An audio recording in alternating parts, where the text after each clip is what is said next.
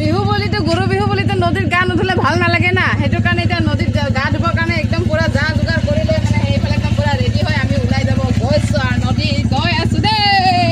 এয়া আমি নিতেন ঘাট পাই গ'লো। তো এইফালে আমাৰ বাইক লৈ দাদা গুচি গ'ল।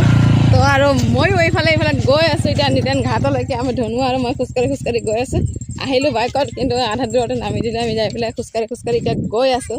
তো এইফালে আমি এই নিতেন ঘাট পাই গ'লোঁ ফাইনেলি।